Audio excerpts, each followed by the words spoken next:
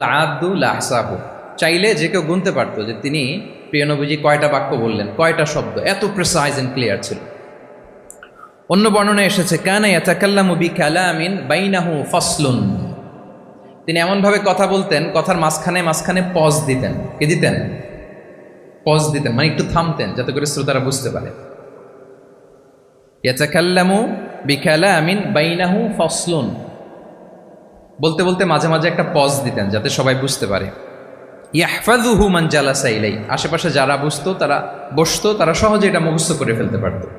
Pause দিয়ে দিয়ে থেমে থেমে এত চমৎকার করে ওনার প্রেজেন্টেশন ছিল, বক্তব্য মালাগুলো ছিল, ফলে যারা শুনতেছে ইজিলি মুখস্থ করে ফেলতে পারতো।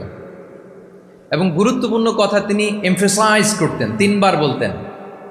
একবার তিনি বলতেছেন আত্তাকওয়া হা হুনা হা হুনা হা হুনা ওয়া ইউশিরু ইলা সাদরিহি সালাসা মাররাত, তাকওয়াকে তিনি এখানে রেফার করেছেন।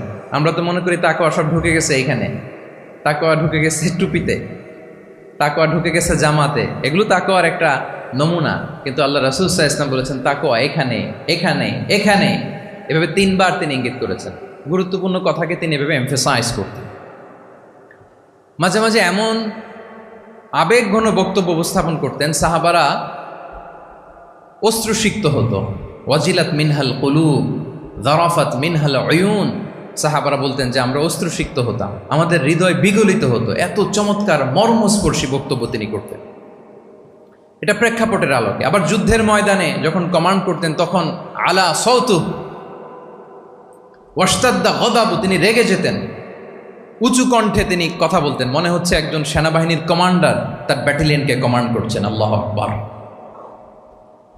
তাহলে বক্তব্যের যত দিক হতে পারে, স্লো মোশনে, খুব তেজস্বী বক্তব্য, খুব জ্বালাময়ী বক্তব্য, আবার মর্মস্পর্শী বক্তব্য, সব ধরনের বক্তব্য তিনি করতেন।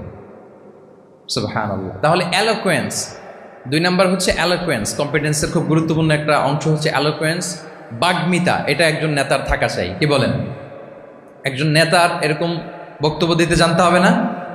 আল্লাহ রাসূল সাল্লাল্লাহু আলাইহি ওয়া আলিহি ওয়াসাল্লাম তিনি ঠিক এইভাবে বক্তব্য করতেন।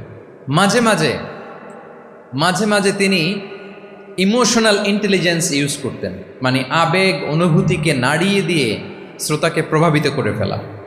স্পিরিচুয়াল ইন্টেলিজেন্স বা ইমোশনাল ইন্টেলিজেন্স তিনি বক্তব্যের মধ্যে ব্যবহার করতেন। এমনভাবে তিনি নাসিহাত করতেন, এমনভাবে কথা বলতেন, মানুষের আবেগ অনুভূতিকে তিনি নাড়িয়ে দিতেন। আল্লাহু আকবার।